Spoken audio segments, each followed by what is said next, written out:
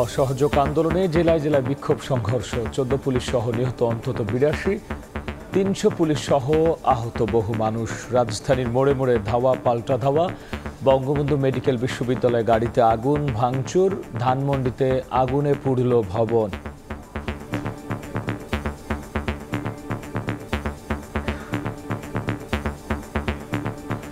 সারা দেশে অনির্দিষ্টকালের কারফিউ জারি, কাল থেকে 3 দিনের সাধারণ ছুটি ঘোষণা। নিরাপত্তার স্বার্থে আবারও বন্ধ সামাজিক মাধ্যম, শিক্ষার্থী অভিভাবকদের ঘরে ফেরার অনুরোধ। দেখছিলেন প্রধান শিরোনাম। রাতের সময় সঙ্গে আছি আমি গোলাম রাব্বি। এবার অন্যান্য শীর্ষ সংবাদ। প্রতিবাদ মিছিল নিয়ে মাঠে আওয়ামী লীগ, জামাত শিবিরের কূটকৌশল রুখে দেওয়ার হুঁশিয়ারি। সন্ত্রাসী লেলিয়ে দিয়ে বিপ্লব দমনের চেষ্টা করছে সরকার, অভিযোগ বিএনপির। আন্দোলনকারীদের ওপর পুলিশের গুলি বন্ধ চেয়ে হাইকোর্টের রিট খারিজ। আইন শৃঙ্খলা রক্ষা বাহিনীকে আইনের নির্দেশনা মানার আহ্বান, রাজনৈতিক উদ্দেশ্য দেখছে বাদী পক্ষ। এনবিআর এর পাওনা 666 কোটি টাকা ডক্টর ইউনূসকে পরিশোধ করতে হবে, হাইকোর্টের রায়, আপিলের ঘোষণা আইনজীবীর।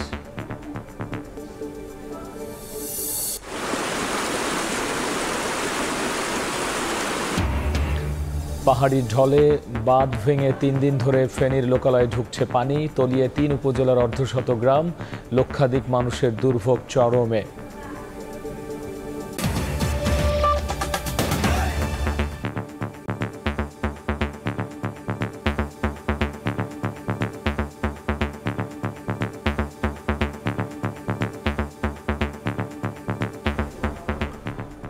অসহযোগ আন্দোলন ঘিরে সংঘর্ষের রণক্ষেত্র দেশের বিভিন্ন জেলা।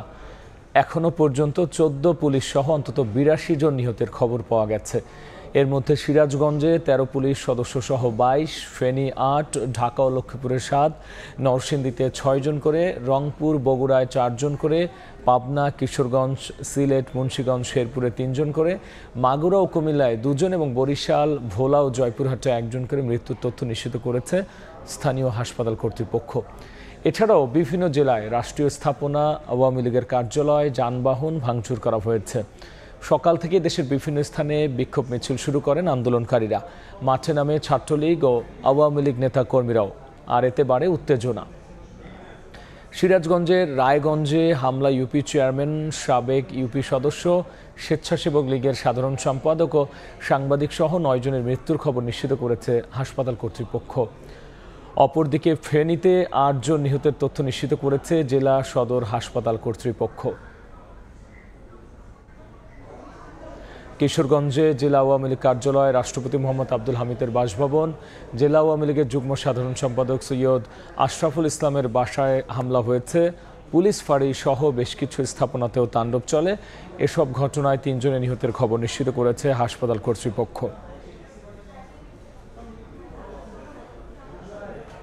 পাবনায় বিক্ষোভ ও সংঘর্ষে 3 জন মারা গেছেন, তাৎক্ষণিকভাবে নিহতের পরিচয় জানা যায়নি।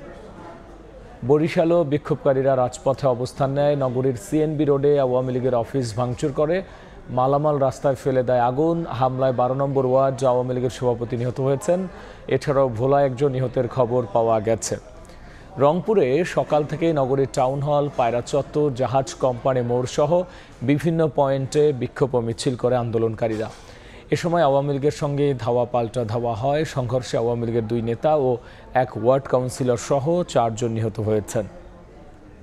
এদিকে বগুড়া শহরের সাতমাথায় সংঘর্ষ ও ককটেল বিস্ফোরণ হয়েছে, কয়েকজন এতে আহত সহ নিহত হয়েছেন 4 জন।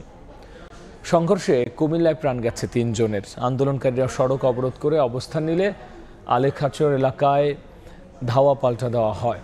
ফরিদপুরেও জেলা আওয়ামী লীগ কার্যালয়ে ভাঙচুর, অগ্নিসংযোগ করা হয়েছে। মাগুরায় নিহত হয়েছেন 2 জন। সংঘর্ষে জয়পুরহাটেও 1 জন নিহত হয়েছে।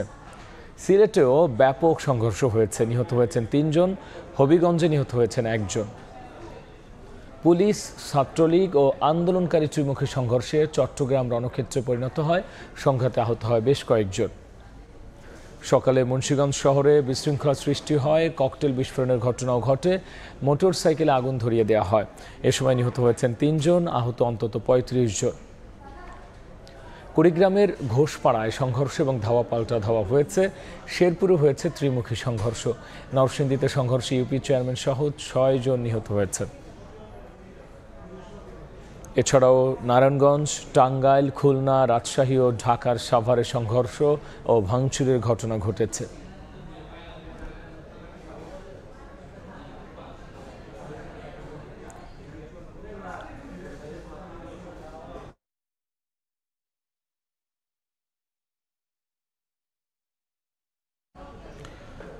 এদিকে অসহযোগ আন্দোলন ঘিরে সিরাজগঞ্জের এনায়েতপুর থানায় হামলা চালিয়ে 13 পুলিশ সদস্যকে পিটিয়ে হত্যা করা হয়েছে। এছাড়াও কুমিল্লায় হাইওয়ে পুলিশের এক সদস্য নিহত হয়েছেন। দেশের বিভিন্ন স্থানে আহত হয়েছেন পুলিশের প্রায় 3 শতাধিক সদস্য। এছাড়া 19টি থানা, 2টি পুলিশ ফাঁড়ি, ময়মনসিংহ রেঞ্জ অফিস ও 4টি জেলায় পুলিশ সুপারের কার্যালয়ে হামলা হয়েছে। পুলিশ সদর দপ্তর এই তথ্য জানিয়েছে। সরকারের পদত্যাগের এক দফা দাবিতে বৈষম্য বিরোধী ছাত্র আন্দোলনের অসহযোগ কর্মসূচি ঘিরে রোববার দিনভর উত্তাল সারা দেশ। বিভিন্ন জেলায় সংঘর্ষে বহু হতাহতের খবর পাওয়া গেছে। এর মধ্যে সিরাজগঞ্জের এনায়েতপুর থানায় সন্ত্রাসী হামলা করে 13 পুলিশ সদস্যকে পিটিয়ে হত্যা করা হয়েছে। কুমিল্লার ইলিয়টগঞ্জ হাইওয়ে থানার এক পুলিশ সদস্যও হামলায় নিহত হয়েছেন। এছাড়া সারা দেশে আহত হয়েছেন পুলিশের প্রায় 3 শতাধিক সদস্য। পুলিশ সদর দফতর নিশ্চিত করেছে এ তথ্য। হামলার পর সন্ধ্যা 7টার দিকে সেনাবাহিনীর একটি দল সিরাজগঞ্জের এনায়েতপুর থানায় যায়। সঙ্গে ছিল আইনশৃঙ্খলা রক্ষা বাহিনীর অন্য সদস্যরাও। থানার ভেতর ও পুকুরে 13 পুলিশ সদস্যের লাশ পাওয়া যায়। এর মধ্যে 8টি মরদেহ মসজিদের পাশে স্তূপ করা ছিল। এছাড়া বেশ কয়েকজন পুলিশ সদস্য এখনও নিখোঁজ রয়েছেন। শুধু সিরাজগঞ্জ বা কুমিল্লা নয়, ডিএমপির যাত্রাবাড়ি ও খিলগাঁও থানা, টাঙ্গাইলের গোড়াই হাইওয়ে থানা, বগুড়া সদর, দুপচাঁচিয়া ও শেরপুর থানা এবং নারুলি পুলিশ ফাঁড়ি, জয়পুরহাট সদর থানা, রংপুরের গঙ্গাচড়া, মিঠাপুকুর, পীরগাছা, পীরগঞ্জ, বদরগঞ্জ, ব্রাহ্মণবাড়িয়া সদর ও আশুগঞ্জ থানা, সিরাজগঞ্জের উল্লাপাড়া ও শাহজাদপুর থানা, হবিগঞ্জের মাধবপুর ফাঁড়ি, ময়মনসিংহ রেঞ্জ অফিস, নারায়ণগঞ্জ, বগুড়া, পাবনা ও সিরাজগঞ্জ পুলিশ সুপারের কার্যালয় এবং দিনাজপুর সদর থানায় হামলা করা হয়েছে। সাহাল আব্দুল্লাহ আলভি, সময় সংবাদ। সরকার পদত্যাগের এক দফা দাবিতে অসহযোগ আন্দোলনে রাজধানীর মোড়ে মোড়ে বিক্ষোভ, ধাওয়া পাল্টা ধাওয়া, সংঘর্ষ হয়েছে। বঙ্গবন্ধু শেখ মুজিব মেডিকেল বিশ্ববিদ্যালয়ের ভেতরে পার্কিংয়ে রাখা বিভিন্ন যানবাহন ভাঙচুর ও আগুন দেয় বিক্ষোভকারীরা। এ সময় চিকিৎসা নিতে আসা মানুষজন আতঙ্কে ছোটাছুটি করেন। আরও জানাচ্ছেন রাশেদ বাপ্পি।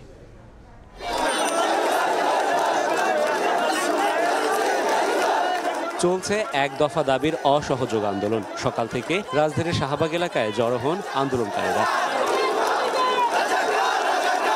বেলা 11টার কিছু পরে বঙ্গবন্ধু শেখ মুজিব মেডিকেল বিশ্ববিদ্যালয়ে ঢুকে পড়ে আন্দোলনকারীদের একটি অংশ।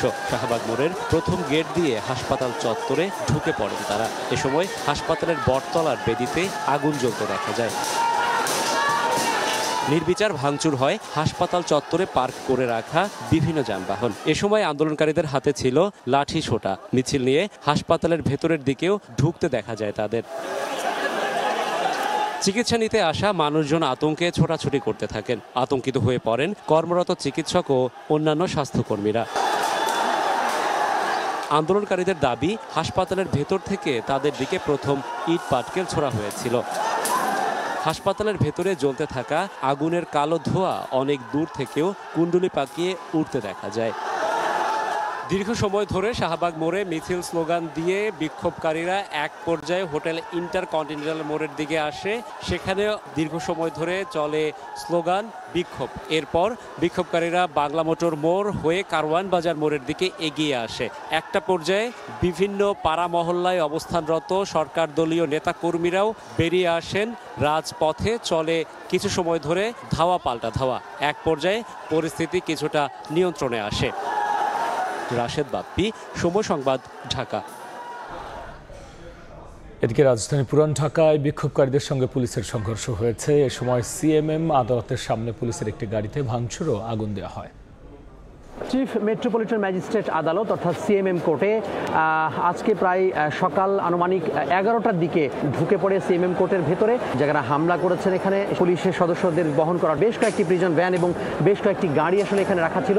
সেই গাড়িগুলোকে আসলে ভাঙচুর করা হয় এবং গাড়ির সামনের গ্লাস ভাঙা হয়েছে, ওপরের যেই সিগন্যাল বাতি রয়েছে সেই সিগন্যাল বাতি ভাঙা হয়েছে। যারা প্রত্যক্ষদর্শী রয়েছেন তারা বলছেন যে যারা এখানে ভাঙচুর চালিয়েছেন তাদের হাতে আসলে দেশীয় যে লাঠিসোঁটা, দেশীয় যে অস্ত্র যে অর্থাৎ লাঠিসোঁটা, সেই লাঠিসোঁটা ছিল। আমরা পুলিশের কাছে কোনো সহায়তা পাই নাই, সকল পুলিশ ধরাই লুকাইছে। রাস্তার ছেলেপেলে যেগুলো ছিল এইটাই, আর কোনো আইনজীবীও না, পুলিশও না। পুলিশ দেখলো যে আমাদের বাঁচার কোনো উপায় নাই, তখন পুলিশ ধরে যে তারা পালাইছে। বেশ থমথমে অবস্থা এখানে বিরাজ করছে এবং আশপাশে যে থানাগুলো রয়েছে সেই থানা থেকে পুলিশের যে দায়িত্বরত কর্মকর্তা সহ পুলিশের যে সদস্যরা রয়েছেন তারা এখানে চলে এসেছেন এবং আসার পরপরে আসলে এখানে যে ক্ষয়ক্ষতি যে নিরূপণের চেষ্টা, সেই নিরূপণের চেষ্টা করা হচ্ছে। সকাল 9টার দিকে পুরান ঢাকার যে জনসন রোড রয়েছে, জনসন রোডে যে রায় সাহেব বাজার রয়েছে, সেখানে সূত্রাপুর থানা পুলিশের একটি টহল টিমের যেই পুলিশের গাড়ি, সেই গাড়ি পুড়িয়ে দেওয়া হয় এবং আমরা দেখতে পাচ্ছি যে সম্পূর্ণ গাড়িটি পুড়ে গিয়েছে এবং পুড়ে গিয়ে সেখানে বলা যায় যে এখনও যে ধোঁয়া, সেই ধোঁয়ার কুণ্ডলি কিন্তু এখানে ধোঁয়া বের হচ্ছে।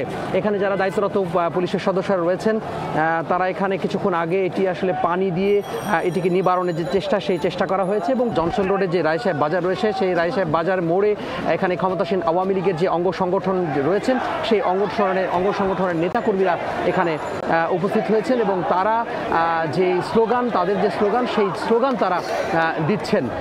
তো বলা যায় যে সব মিলিয়ে এখানে জজ কোর্টের ভেতরে অর্থাৎ সিএমএম কোর্টের ভেতরে যে ভাঙচুর চালানো হয়েছে, সেই ভাঙচুর তো চালানো হয়েছে, পাশাপাশি এখানে পুলিশের গাড়ি আসলে পুড়িয়ে দেওয়া হয়েছে। যারা অসহযোগ আন্দোলনের ডাক দিয়েছিলেন সেই শিক্ষার্থীরা এখানে নেই। বিপুল পরিমাণ আইনশৃঙ্খলা বাহিনীর যে সদস্য, সেই সদস্যরা এখানে উপস্থিত রয়েছেন। তো এই ছিল পুরান ঢাকার জনসন রোড থেকে আমার হাতে সবশেষ। তোহা খান তামিম, সময় সংবাদ, ঢাকা। সন্ধ্যা 6টা থেকে দেশ জুড়ে আবার অনির্দিষ্টকালের কারফিউ জারি করা হয়েছে। বিকেলে স্বরাষ্ট্র মন্ত্রণালয়ের পক্ষ থেকে কথা জানানো হয়। মন্ত্রণালয় জানিয়েছে রোববার সন্ধ্যা 6টা থেকে পরবর্তী নির্দেশ না দেওয়া পর্যন্ত ঢাকা মহানগর সহ সব বিভাগীয় শহর, সিটি কর্পোরেশন, পৌরসভা, শিল্পাঞ্চল, জেলা, উপজেলা সদরে সান্ধ্য আইন বলবৎ করা হয়েছে। কোটা সংস্কার আন্দোলন ঘিরে সহিংসতা ছড়িয়ে পড়ায় গত 19 জুলাই রাতে সারা দেশে সেনা মোতায়েন ও কারফিউ জারি করা হয়। পরে ধীরে ধীরে শিথিল করা হয় কারফিউ। এদিকে বিকেলে সরকারি এক প্রেস বিজ্ঞপ্তিতে শিক্ষার্থী ও অভিভাবকদের নিরাপদে ঘরে ফেরার অনুরোধ করা হয়েছে। বিভিন্ন জায়গায় জঙ্গি হামলা হচ্ছে জানিয়ে বিজ্ঞপ্তিতে বলা হয়, জঙ্গি হামলায় জড়িতদের বিরুদ্ধে কঠোর ব্যবস্থা নেওয়া হবে।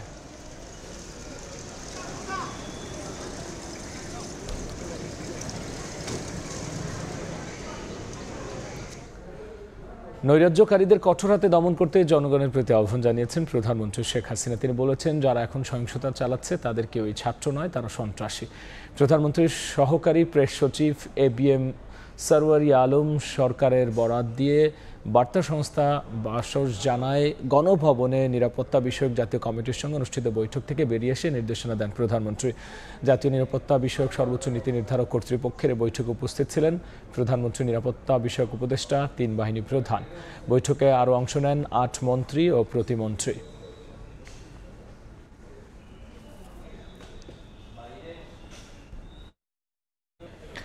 অরাজকতা কারা করছে তা দেশ ও বিশ্ববাসী দেখছে জানিয়ে তথ্য প্রতিমন্ত্রী বলেছেন, দেশ রক্ষায় সন্ত্রাসীদের বিরুদ্ধে সর্বোচ্চ ব্যবস্থা নিতে একমত আইন শৃঙ্খলা রক্ষা বাহিনী। এদিকে নিরাপত্তার স্বার্থে সামাজিক যোগাযোগ মাধ্যম আবারও বন্ধ রাখা হয়েছে বলে জানিয়েছেন তিনি। আমরা তো ধৈর্য ধরছি, আমরা কিন্তু কোথাও কিছু করছি না, কারণ আমরা জাতিকে, বিশ্বকে দেখাতে চাই যে সন্ত্রাসটা কারা করে, একটু দেখুক। নাহলে তো আমাদেরকে বলবে এই যে আমরা নেমেছি, আমরা এটা অন্যায়টা করছি। আমরা যা কিছু করছি বৃহত্তর স্বার্থে করছি, কোনো কিছু আটকানোর জন্য করছি না, কাউকে থামানোর জন্য করছি না, কোনো কিছু বন্ধ করার জন্য না। আমরা হতাহত, উত্তেজনা, আরো যে আপনার সহিংসতা, সংঘাত, সেগুলো এড়ানোর জন্য করছি, কারণ সরকার এটা দায়িত্ব। 3 বাহিনীর প্রধান থেকে শুরু করে সকল সিকিউরিটি ফোর্সের সংস্থার সবাই ছিল, আমাদের অন্যান্য মন্ত্রীরাও ছিলেন এবং আমাদের একটা ফ্রুটফুল মিটিং হয়েছে। এই মিটিংয়ে সবাই একটা সেম পেজে আছে, সেটি হলো আমরা একটা গ্রেটার এনিমি ফেস করছি, যারা ধ্বংসাত্মক, যারা পুড়িয়ে দিচ্ছে, কি পয়েন্ট ইনস্টলেশনগুলোতে তারা পুরাচ্ছে, মারছে, ধ্বংস করছে, মানুষের সম্পদ নষ্ট করছে। তাদেরকে কিভাবে দেশকে রক্ষা করার জন্য কাজ করতে হবে সে ব্যাপারে সবাই প্রতিজ্ঞাবদ্ধ, অঙ্গীকারাবদ্ধ। কোনো ধরনের গুজবে আপনারা পা দিবেন না, এটা নিশ্চিত করতে চাই। দেশবিরোধী নৈরাজ্য ঠেকাতে রাজধানীতে শান্তি সমাবেশ এবং মিছিল করেছে আওয়ামী লীগ। বিভিন্ন গুরুত্বপূর্ণ স্থানে অবস্থান কর্মসূচি পালন করেন নেতাকর্মীরা। দেশবিরোধীদের নির্মূল না করা পর্যন্ত মাঠে থাকার ঘোষণা দিয়েছেন কেন্দ্রীয় নেতারা।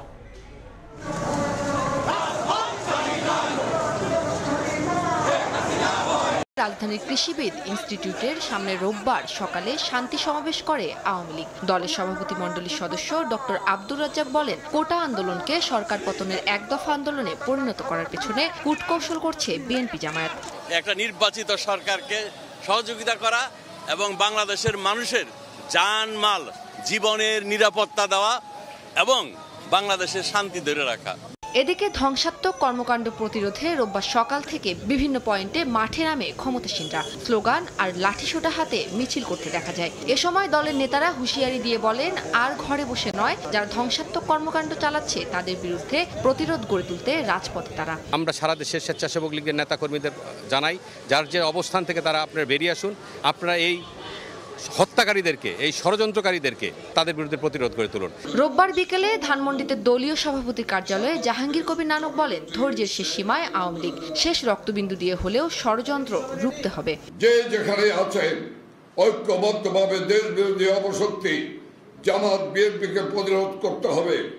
শান্তিপূর্ণ উপায় চূড়ান্ত লড়াইয়ের জন্য রাজপথে আসতে হবে, নেমে আসতে হবে। আমাদের শেষ রক্তবিন্দু থাকতে সন্ত্রাস ও নৈরাজ্য সৃষ্টিকারীদের আস্ফালন আমরা সহ্য করব না। দেশবাসীকে রুখে দাঁড়ানোর আহ্বানও জানায় আওয়ামী লীগ নেতারা। সরকারের প্রধান আইন উম্মে হানি, সময় সংবাদ, ঢাকা। বৈষম্য বিরোধী ছাত্র আন্দোলনে অসহযোগ আন্দোলনে একাত্মতা ঘোষণা করে বিএনপি নেতাকর্মীদের রাজপথে নেমে আসার আহ্বান জানিয়েছেন দলটির মহাসচিব মির্জা ফখরুল ইসলাম আলমগীর। তিনি অভিযোগ করে বলেছেন, সরকার নিরাপত্তা বাহিনীর সন্ত্রাসীদের লেলিয়ে দিয়ে আন্দোলনকারীদের দমন করছে। গুলশানে বিএনপি চেয়ারপারসনের রাজনৈতিক কার্যালয়ে সংবাদ সম্মেলনে একথা বলেন মির্জা ফখরুল।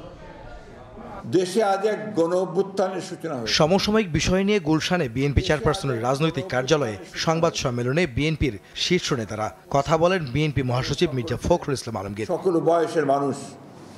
ব্রিফিং এর শুরুতেই আলোচনায় আসে বৈষম্য বিরোধী আন্দোলনের অসহযোগ আন্দোলন প্রসঙ্গ। মির্জা ফখরুল দাবি করেন, ক্ষমতাসীনরা ছাত্র জনতার বিক্ষোভে নিরাপত্তা বাহিনী ও সন্ত্রাসীদের লেলিয়ে দিয়ে আন্দোলন দমনের চেষ্টা করছে। ছাত্র জনতার কর্মসূচি বানচাল করতে সরকার আবারও নিরাপত্তা বাহিনী সহ ক্ষমতাসীন দলের নেতাকর্মীদেরকে ছাত্র জনতার উপর লেলিয়ে দিয়ে আরও হত্যা, নির্যাতন, দমন, নিপীড়ন অব্যাহত রেখেছে। পরিণতি এটাই, এই সরকারকে এইভাবেই চলে যেতে হবে, এর কোনো বিকল্প নেই।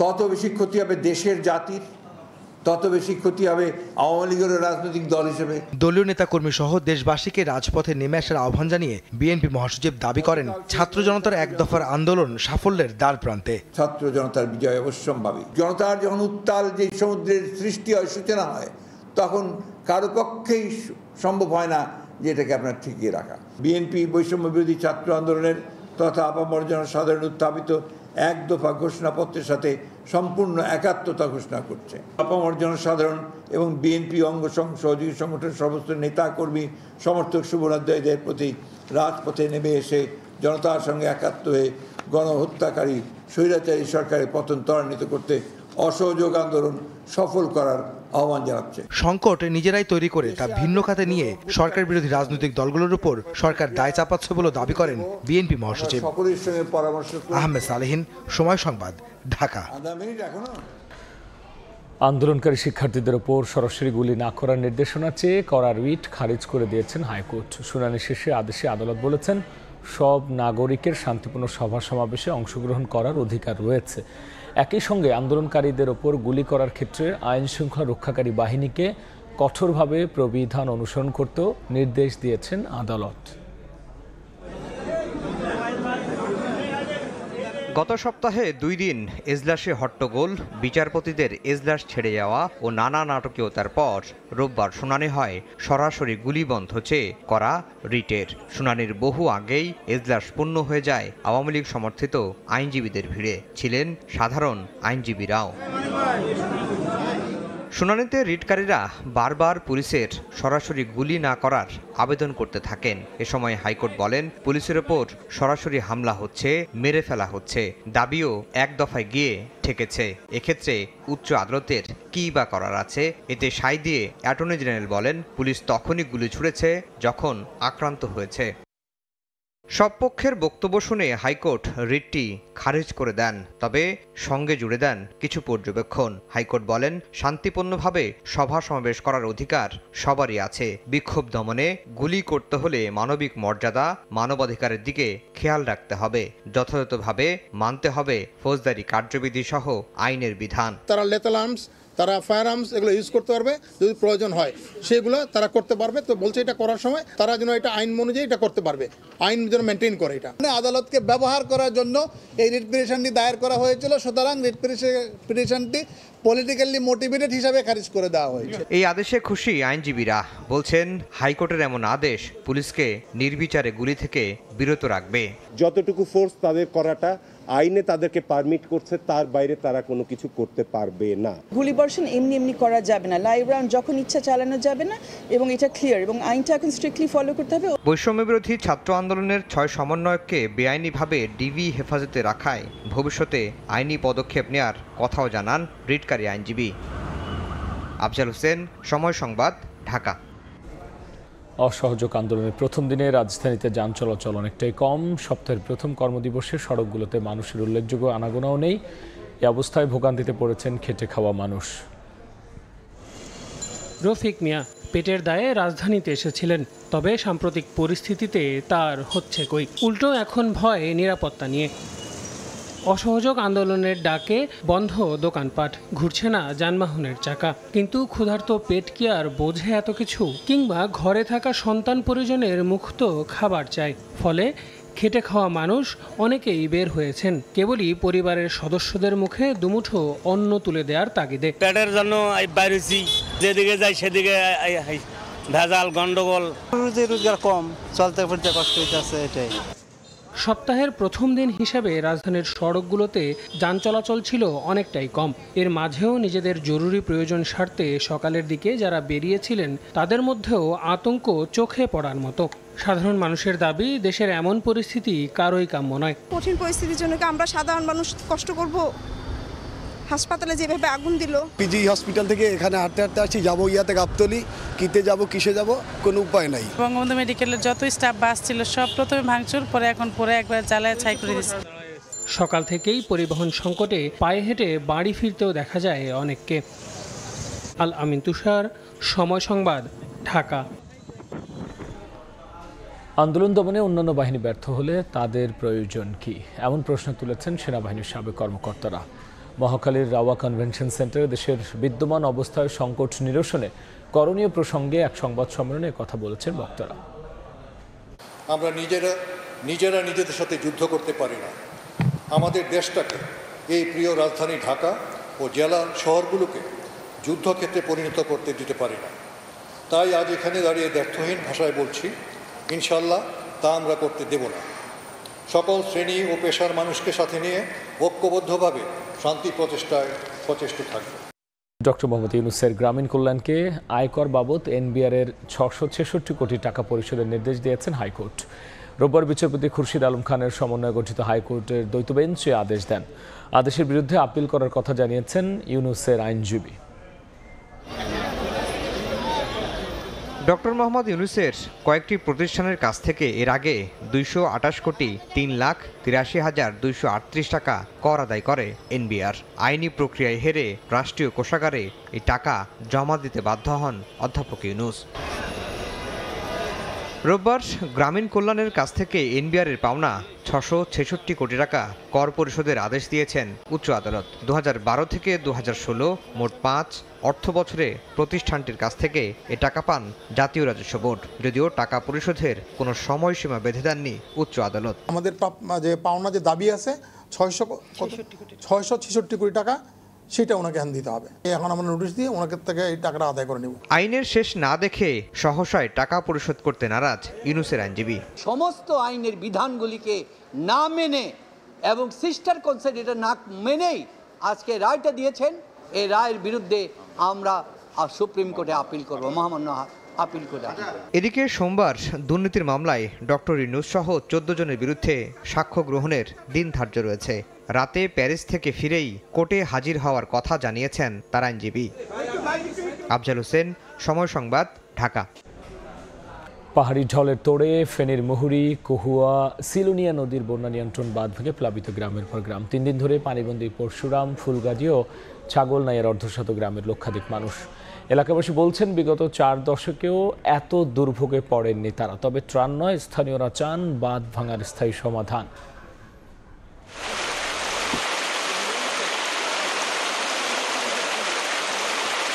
টানা বৃষ্টি এবং ভারতের উজান থেকে নেমে আসা পাহাড়ি ঢলের পানির তোড়ে শুক্রবার দুপুরের পর থেকেই ফেনীর মুহুরী, কহুয়া, সিলুনিয়া নদীর বন্যা নিয়ন্ত্রণ বাঁধের একাধিক স্থানে ভাঙন সৃষ্টি হয় এবং সেই ভাঙন পর্যায়ক্রমে এখন দাঁড়িয়েছে 17টি। একের পর এক নিম্নাঞ্চল প্লাবিত হচ্ছে। এখনও ফুলগাজী, পরশুরাম হয়ে পানি ছড়িয়ে যাচ্ছে ছাগলনাইয়া সহ ফেনী সদর উপজেলার দিকে। এ সকল কারণে শতাধিক গ্রাম প্লাবিত হয়েছে বলে সংশ্লিষ্ট সূত্রগুলো জানিয়েছে। ভারতের পানি আয় আমরা সব শেষ, মাছ আসিল, মাছ সব শেষ, ঘরদুয়ার সব শেষ। এর আগেও গত 1 জুলাই এই বাঁধের 12টি স্থানে ভেঙে বন্যার কবলে পড়তে হয়েছিল। মাত্র 1 মাসের ব্যবধানে আবার দ্বিতীয় দফায় বন্যার কবলে পড়ায় অনেকটা বিপর্যস্ত তাদের জীবনযাপন। আমাদের ঘরে পানি বন্দি হয়ে গেছে, এরকম আর কি, ছেলে মেয়ে বাচ্চালে অনেক কষ্টে আছি। বন্যা মোকাবিলায় শনিবার স্থানীয় সংসদ সদস্য আলাউদ্দিন আহমেদ চৌধুরী নাসিমের নেতৃত্বে জেলা প্রশাসক সহ ঊর্ধ্বতন কর্মকর্তাদের নিয়ে জরুরি সভা করা হয়। আগামীবার এই ধরনের প্রবলেম না হয় এই জন্য নদীর ভিতরে টেম্পোরারি কিছু কাজ করে সলিউশন করে বন্যার প্রকোপটা একটু কমাতে পারি। এবারের বন্যায় এমন প্রায় 15,000 পরিবার পানিবন্দী হয়ে পড়েছে। আর স্থানীয়রা এভাবে বছরে একাধিকবার বন্যার কবলে পড়ে দুর্বিষহ জীবনযাপন করতে হয়। তাদের দাবি কোনো ত্রাণ নয়, তারা চান এই বাঁধ ভাঙার স্থায়ী সমাধান। আতিয়ার সজল, সময় সংবাদ, ফেনী। চলমান পরিস্থিতিতে রাজধানীর বাজারে সরবরাহ কমেছে। বিভিন্ন কাঁচা পণ্যের অন্য দিনের তুলনায় রোববার সকালে বাজারে ক্রেতা উপস্থিতিও ছিল কম, কিন্তু সরবরাহ চাহিদার তুলনা বিবেচনায় দামে কোনো পরিবর্তন হয়নি। সবজি, মাছের মতো মুরগি ও ডিম বিক্রি হচ্ছে আগের মতোই চড়া মূল্যে। পর্যাপ্ত সরবরাহ আর ক্রেতা বিক্রেতার শোরগোলে গত কয়েকদিন রাজধানীর কারওয়ান বাজার ভরপুর থাকলেও রোববারের চিত্র ভিন্ন। বাজারে মাছের সরবরাহ ছিল অনেকটাই কম, সঙ্গে দামটাও ছিল আগের তুলনায় আরো বেশি। মাছ কম আসছে, একদম কম, অনেক দাম। আজকে বাজারই তো নাই, দেখেন 2-1টা দোকানে বাজার, গাড়ি ঘোড়া ছাড়তেছে না, এখানে মাছ আসতেছে না, মাছ সরবরাহ কম, বাজারে মাছ কম, এখানে মাছের দাম বেশি। আজকে গতকালকে বিক্রি কিন্তু খারাপ, মাছের দাম বেশি। দামের ক্ষেত্রে সবজির বাজারের চিত্র প্রায় একই। এদিন সরবরাহ ছিল অন্যান্য দিনের তুলনায় স্বাভাবিক। ক্রেতা বিক্রেতারা বলছেন শনিবারের তুলনায় পেঁপে, বেগুন, পটল, চিচিঙ্গা সহ বেশ কিছু পণ্যের দাম বেড়েছে কেজিতে 5 থেকে 10 টাকা। বেশিরভাগ সবজি বিক্রি হচ্ছে 60 থেকে 80 টাকায়। সবজি দাম অনেক বেশি, কোনো তরকারি 80 টাকা 100 টাকার নিচে পাচ্ছি। চিচিঙ্গা দামটা কেজিতে 5 টাকা বেশি। আমি হলো বরবটি গেছে গেলের তুলনায় আজ হলো কেজিতে 30 টাকা বেশি। এদিকে মুদিপণ্যে তেমন কোনো পরিবর্তন না হলেও কেজিতে 5 টাকা বেড়েছে পাম অয়েলের দাম। অন্যান্য পণ্য বিক্রি হচ্ছে আগের বাড়তি দামেই। গত 2-1 দিনের তুলনায় এটা মোটামুটি আপনার ওই হারে দাম বাড়েনি, আগের দামে মোটামুটি সবকিছু আছে। একটু বাড়তি, গতকালকে রাত্রি বলছে 200-300 টাকা গ্রামে বাড়তি। তবে মুরগি ও ডিমের দামে হয়নি কোনো পরিবর্তন। আগের মতোই চড়া মূল্যে বিক্রি হচ্ছে বিভিন্ন বাজারে। ফরহাদুর রহমান, সময় সংবাদ, ঢাকা। দেখছেন রাতের সময়। বাংলাদেশের অলিম্পিক ব্যর্থতার দায় ফেডারেশনের। শুটিং, আর্চারির মতো ইভেন্টগুলো লম্বা সময় ধরে প্রস্তুতি নিয়েও কোনো ভালো করতে পারেনি, তার জবাব অ্যাথলেটরাই দিতে পারবে, এমন মন্তব্য করেছেন বাংলাদেশ অলিম্পিক অ্যাসোসিয়েশন মহাসচিব শাহেদ রেজা। তিনি বলেছেন দীর্ঘমেয়াদী পরিকল্পনা ছাড়া অলিম্পিকের সফলতা আসবে না। এজন্য সরকার এবং পৃষ্ঠপোষকদের এগিয়ে আসার আহ্বান জানিয়েছেন তিনি। গ্রেটেস্ট শো অন আর্থে 40 বছরের পথ চলা বাংলাদেশের অর্জন সীমাবদ্ধ অংশগ্রহণের মাঝেই সম্প্রতি 2-1টা কোটা প্লেস নিয়ে আসায় সামান্য আলোচনা, সম্ভাবনার ক্ষীণ আলো দেখা। তবে বাস্তবতার সাইক্লোনে সেই আলো নিভে যায় ধূপ করে। একটা ছেলেকেই নিয়ে আসছি আমরা, সব কিন্তু নিবিড় ট্রেনিংয়ের মধ্যে ছিল। সুইমারকে আমরা ব্যাংককে রেখে সুইমিং ট্রেনিং দিয়েছি। কেউ বলতে পারবে না যে আমরা তাদের ট্রেনিং হয়নি। ট্রেনিং 100% যতটুকু দেওয়া সম্ভব ছিল তার চেয়ে বেটার দেওয়ার চেষ্টা করছি আমরা। আমাদেরকে আরও ডেভেলপ করতে হবে, আরও ইমপ্রুভ করতে হবে, আদারওয়াইজ সাফ গেমসের মধ্যে রেজাল্টস কিন্তু ভালো হবে না। বিশ্ব ক্রীড়ার মহাযজ্ঞে সফলতা পাওয়ার কোনো শর্টকাট নেই। সঠিক পরিকল্পনা আর লম্বা সময়ের প্রস্তুতি যার একমাত্র পথ। এজন্য দরকার পৃষ্ঠপোষকতা, সরকারি হস্তক্ষেপ, যার ব্যবস্থা ফেডারেশনগুলোকেই করার পরামর্শ দিয়েছেন বিওএ মহাসচিব। কালকে খেলা আজকে নিয়ে এসে ট্রেনিং করে কোনোদিনও অলিম্পিকের মতো বিগ আসরের মধ্যে রেজাল্ট পাওয়া সম্ভব না। সেখানে মোরলেস কী করতে হবে, 5 থেকে 5 বছর জন্য একটা প্ল্যান নিতে হবে, যেখানে মেডেল খেলা আছে সে সমস্ত প্লেয়ারকে আইডেন্টিফাই করে তাদের পরিবারকে সহযোগিতা করে দেয় এবং নিবিড় প্রশিক্ষণের মধ্যে 5 বছর রাখতে হবে। এটা অ্যাকচুয়ালি ফেডারেশনসের দায়িত্ব, ফেডারেশনদেরকে লুক আফটার করতে হবে, সাথে সাথে গভর্নমেন্টেরও কিছুটা এগিয়ে আসতে হবে, স্পন্সরকে আনতে হবে। এনে একটা দীর্ঘমেয়াদী একটা প্রশিক্ষণ আওতায় যদি নিয়ে আসতে পারেন 5 বছরের জন্য প্রত্যেক 3-4টা ফেডারেশনকে আইডেন্টিফাই করে যদি করতে পারেন রেজাল্ট আসবে। ব্যর্থতায় সরে যাওয়ার সংস্কৃতি নেই দেশের ক্রীড়াঙ্গনে। সবাই চায় পদ আঁকড়ে থাকতে, তাতে দেশের খেলা রসাতলে গেলেই বাকি। নীতি নির্ধারকদের মাঝে এই বোধোদয় না এলে হয়তো কোনোদিনই ঘুরে দাঁড়াতে পারবে না দেশের ক্রীড়াঙ্গন।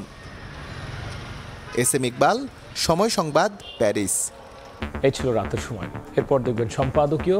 সঙ্গেই থাকুন সময়।